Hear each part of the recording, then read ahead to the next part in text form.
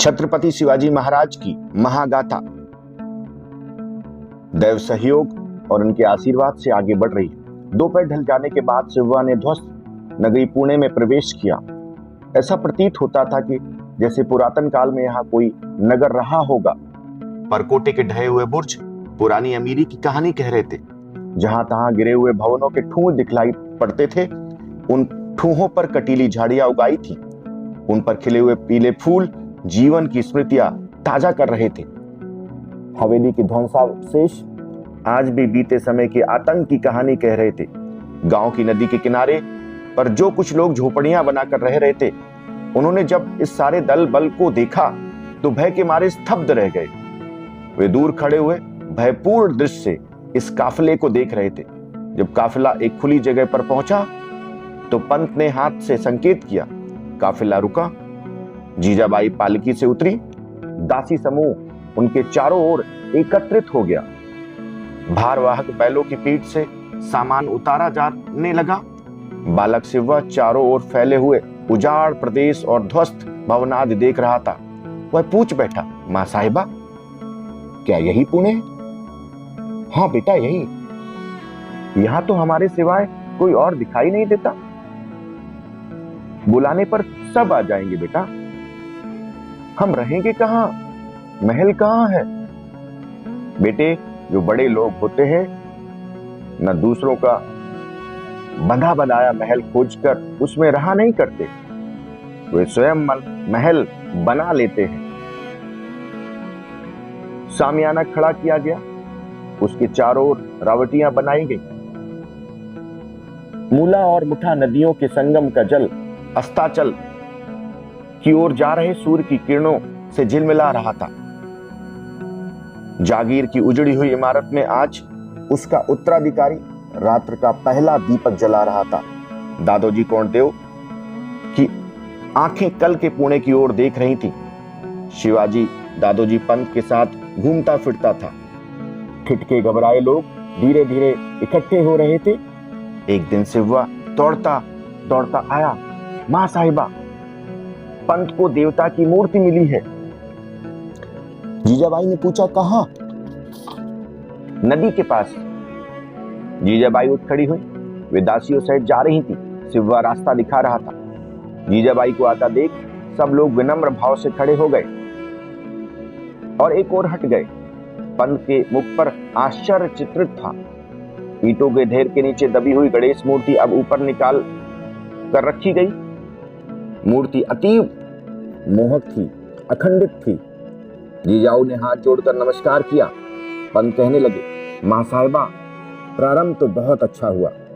हाँ हाँ पंत, इसी स्थान पर एक सुंदर मंदिर बनवाओ। पंत ने आदेश स्वीकार किया। वे कहने लगे, परंतु मां साहिबा, अभी महल की जगह निश्चित नहीं हुई है। महल की जगह भी इसी मंदिर के निकट ही रहने दो। महल की भूमि को नाप जोख हुई। भूमि की पूजा की गई और महल के लिए निश्चित स्थान पर दादोजी कोंडदेव ने पहली कुदाली मारी। राज्य के स्वामी के लिए एक ही महल हो, यह विचार दादोजी को जच नहीं रहा था। फिर एक ही महल का होना सुरक्षा की दृष्टि से भी उचित नहीं था। इसलिए उन्होंने पहाड़ी घाटी खेड़ बारे में एक दूसरी बस्ती बसाने की योजना बनाई। वहां महल के लिए स्थान चुना। गांव के निवासी भूमि की सीमा निश्चित कर दी और खेड़बारी घाटी में एक नया राजभवन बनाने की योजना जो बनी थी, वो कार्य शुरू हो गया। खेड़बारी परगने के हवलदार के रूप में उन्होंने बापूजी मुदगल नेरकर को नियुक्त किया। जब वर्षा ऋतु निकट आई तो पंत को शिवाजी और जीजाबाई के निवास की चिंता सताने लगी, परंतु वह चिंता नेरकर ने दूर कर दी। खेड़बारे में उनकी हवेली थी, वह उन्होंने निवास के लिए दे दी। शिवा जीजाबाई के साथ खेड़बारे में रहने लगा। पंत के साथ खेड़बार से पुणे तक उसका आना जाना शुरू हो गया। वह देखा करता था नए बन रहे भवन, नई बस्तियां। प्रातः साया पंडित जी के पास पढ़ता लिखता था। समय मिला तो अपनी माता को रामायण महाभारत पढ़कर सुनाता था। हवेलियां बन रही थी। पानी की खोज में कुएं गहरे होते जा रहे थे। पुणे और खेड़बारे में सैकड़ों आदमी इस काम में जूझ रहे थे। दूर दूर से राज, बढ़ई, नाई, धोबी, चमार आदि 12 धंधों के लोग जब इस निर्माण की खबर सुनते थे तो पुणे खेड़बारे की ओर दौड़े चले आते थे। काम धंधा पाने की आशा लेकर और भी कई तरह के लोग नित आ रहे थे। खेड़ और पुणे के महल बनकर तैयार हुए। कुओं में भरपूर पानी निकला। पुणे का महल खेड़ के महल से भी ऊंचा था, विशाल और सुंदर भी था। बीचों बीच 2 लंबे चौड़े चौक थे, जिनके साथ दीवान खाना था, दीवाने खास भी था, रनिवास था, रसोई घर से लगा हुआ वस्तु भंडार था, प्यारा सा छोटा देवालय भी था। इसके अतिरिक्त अलग से घुड़शाल और गौशाला भी थी। महल के आसपास की ग्राम भूमि में अन्न भवन भी बनाए जा रहे थे। दादोजी ने पुणे के नए महल का नाम लाल महल रखा। लाल महल के साथ ही स्थित था श्री गजानन मंदिर। शिवाजी राजा पुणे के महल में आए। दादोजी राज्य कार्यालय के कामकाज के लिए विशेष योग्य अधिकारी चुन लिए गए थे। घुड़साल घोड़ों से सज उठी, परंतु इस नए पुणे गांव के ईमानदार और अधिकारी सब बाहर से आए हुए थे। पुराने गांव छोड़कर जा चुके थे। दादोजी ने इन नए ईमानदार अधिकारी को बुला भेजा। सब आ गए। दादोजी ने उनसे कहा, इस नए गांव में बस जाएं।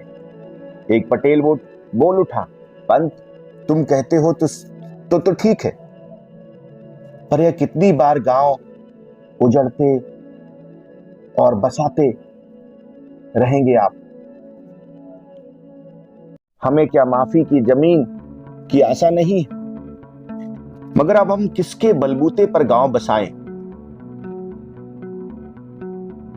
हमने नहीं बसा लिया नया गांव। बैठक कक्ष के उच्च आसन पर बैठते हुए शिवाजी राजा ने कहा, तुम्हारे पास लोग बाग हैं, नौकर चाकर है मालिक।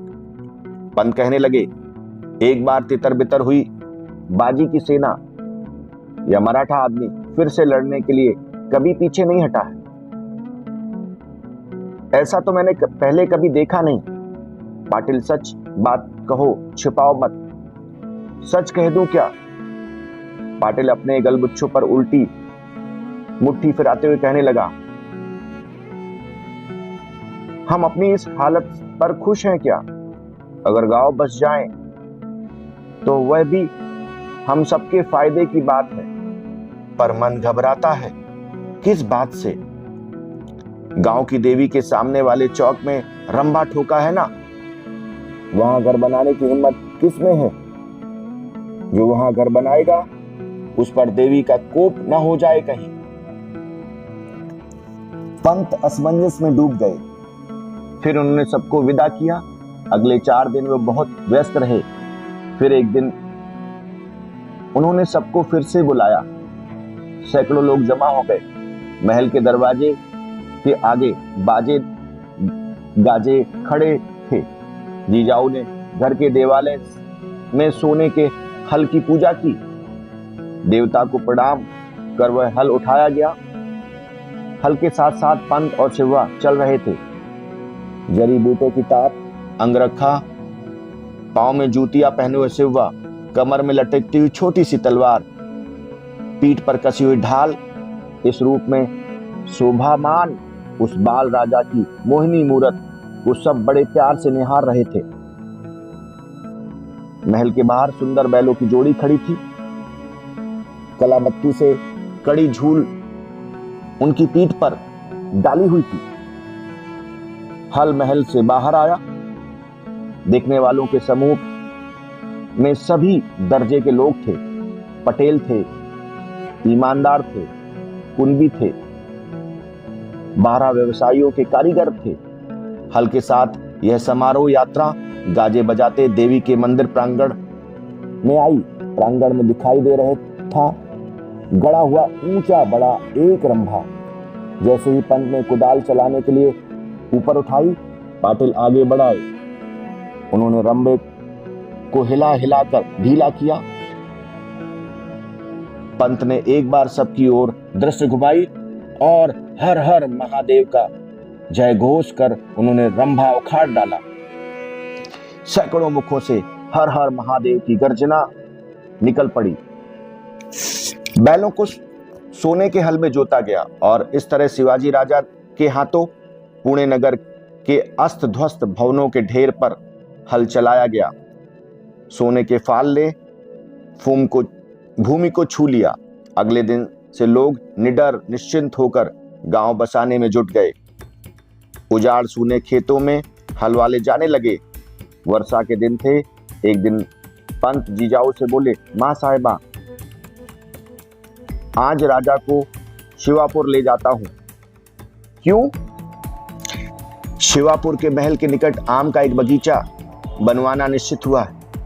छोटे राजा के हाथ से बाग में वृक्षारोपण कराऊंगा। कल रात ही सूचना मिली है, पौधे आ गए हैं, इसलिए आपको मैं बतला नहीं सका।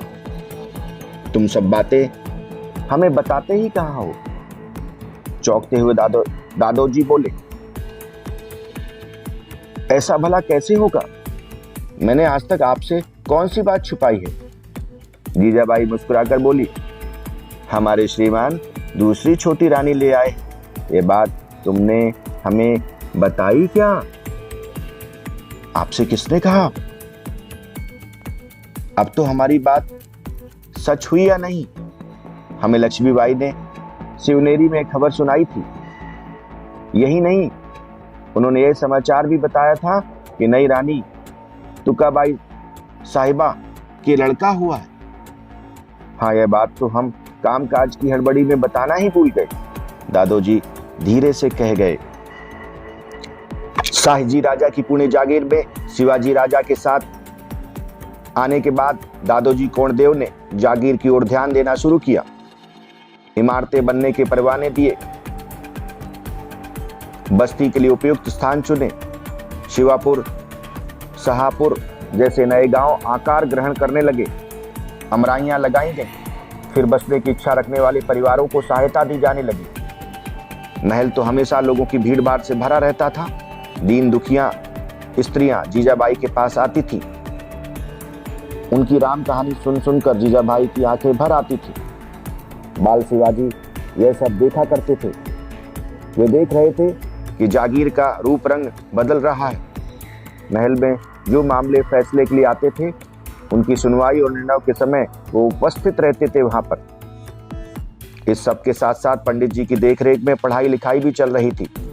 दादोजी ने निपुण पटेबाजों को, माहिर ढलैतों को बुला लिया था। प्रतिदिन सायंकाल महल के बीच वाले आंगन में मर्दाना खेल सिखाए जाते थे। मावले सैनिकों के बालक शिवाजी के साथ इन खेलों में बढ़ चढ़कर हिस्सा लेते थे। एक दिन पंत ने आकर सूचना दी कि मुथोजी राव निम्बालकर पधारे हैं। मुथोजी निम्बालकर शाहजी राजा के पुराने संबंधी थे। जीजाबाई ने यह समाचार सुन रखा था कि बीजापुर के बादशाह ने मुथोजी की जागीर जब्त कर ली थी और उन्हें सतारा में कैद कर रखा था। जीजाबाई ने उनसे मुलाकात की। मुथोजी के साथ उनका लड़का बजाजी और लड़की साईबाई भी आए हुए थे। मुथोजी ने सिजदा किया तो बालक बजाजी ने भी सिजदा करने के लिए झुक गया। साईबाई के निकट आकर जीजाबाई को प्रणाम किया। उन्हें अपने पास खींचते हुए जीजाबाई कहने लगी, आप कब पधारे? शाहजी राजा की कृपा से हम कैद से छूट गए। उन्हीं के अनुग्रह से हमारी फलटन की जागीर भी वापस मिल गई। सारे प्रदेश की व्यवस्था ठीक ठाक करके आपके दर्शन के लिए आया हूं। अच्छा हुआ आप आए। यहाँ तो सब कुछ नया है। आप जैसे पुराने अनुभवी लोगों के साथ हम बहुत सारी नई चीजें बना सकते हैं। मां साहिबा, आपने ढहे हुए पुणे को फिर से खड़ा कर दिया। सारा वीरान मावला खंड नर नारियों की चहल पहल से फिर से एक बार सज उठा। यही क्या कम है, मैं अकेली भला क्या कर सकती थी।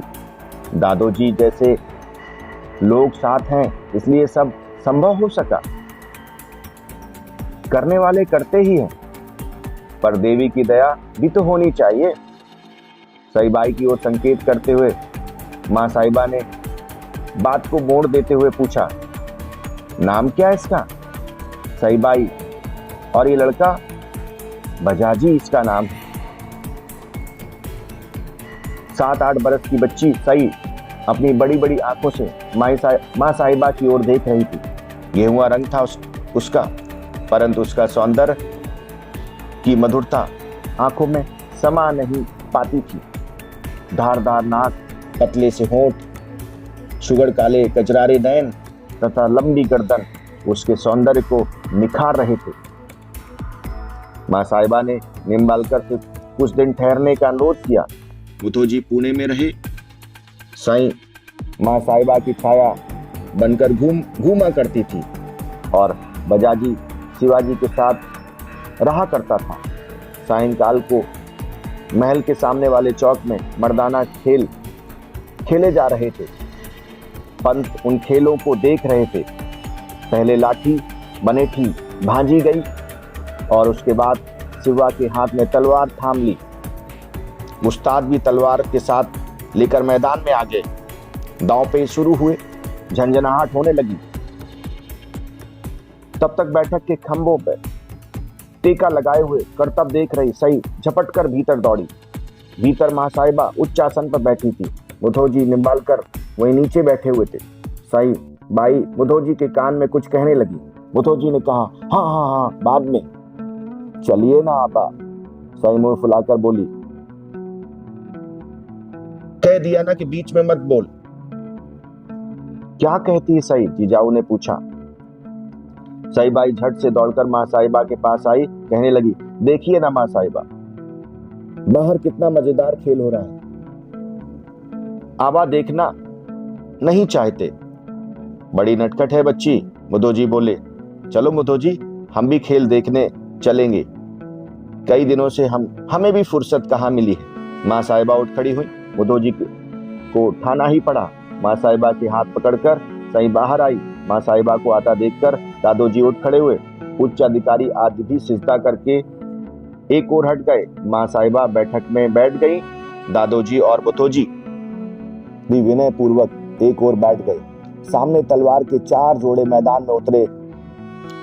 उस्ताद ने एक पैतरा लिया।